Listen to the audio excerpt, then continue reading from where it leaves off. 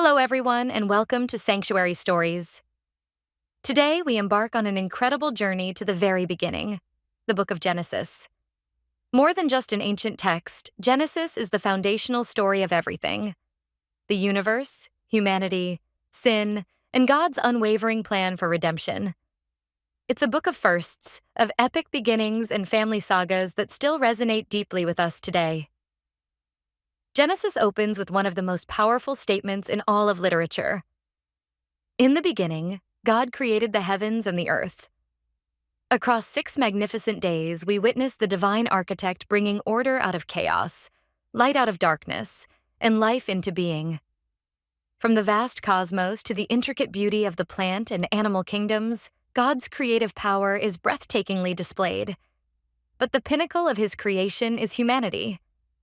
We are introduced to Adam, formed from the dust of the ground, and Eve, fashioned from Adam's rib. Placed in the idyllic Garden of Eden, they are given a sacred trust and a single prohibition: not to eat from the tree of the knowledge of good and evil. This is where the narrative takes its pivotal turn.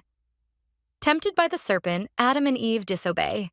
This single act of rebellion, known as the fall, introduces sin into the world, leading to a rupture in their relationship with God, with each other, and with creation itself. They are exiled from Eden, and the consequences of their choice ripple throughout human history. Life outside Eden is marked by toil and the tragic unfolding of sin. We see this almost immediately with the story of Cain and Abel, the first brothers, where jealousy leads to the first murder. As humanity multiplies, so does its wickedness. Genesis paints a grim picture of a world full of violence, where every inclination of the thoughts of the human heart was only evil all the time.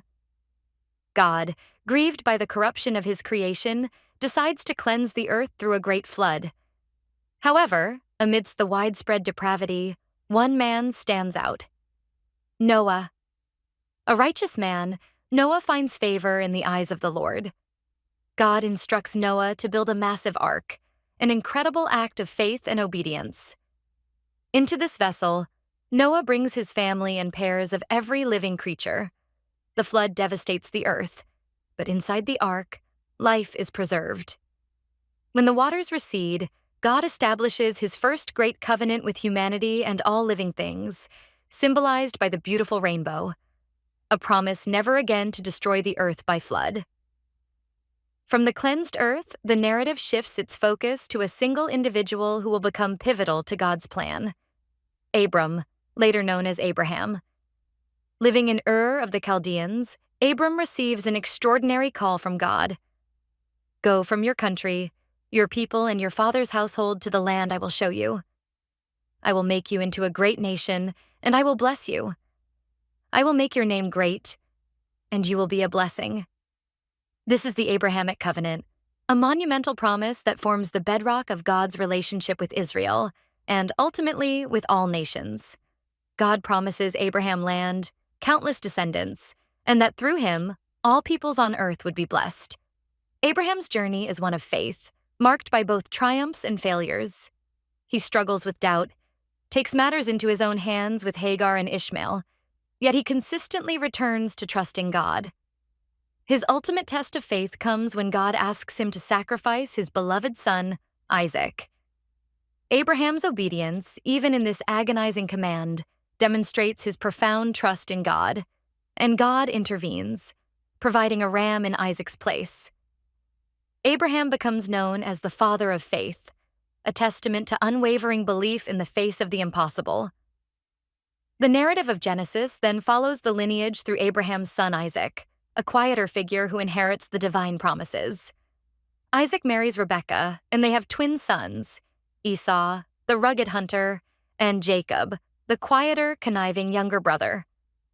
The story of Jacob is rich with human complexity: his shrewdness in obtaining Esau's birthright, his deception of his blind father to receive the blessing, and his subsequent flight from Esau's wrath.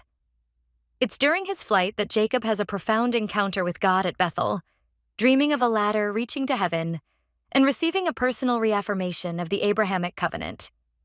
He then spends years serving his uncle Laban, marrying Leah and Rachel, and raising a large family. Jacob's journey is one of wrestling, literally and figuratively. He wrestles with God at the Jabbok River, where his name is changed to Israel, meaning he struggles with God. This renaming is significant, as it will become the name of the nation descended from him. Jacob's life is a powerful illustration of God's ability to work through flawed individuals, shaping them for his purposes. The final, sprawling saga of Genesis centers on Jacob's beloved son, Joseph. Joseph, the dreamer, is favored by his father, a favoritism highlighted by the famous coat of many colors. This favoritism, coupled with Joseph's prophetic dreams of his family bowing down to him, stirs intense jealousy in his brothers. Their resentment culminates in a cruel act. They throw him into a pit and then sell him into slavery in Egypt. Yet, even in the depths of adversity, as a slave in Potiphar's house, then unjustly imprisoned, Joseph's character shines, and God's hand is clearly upon him.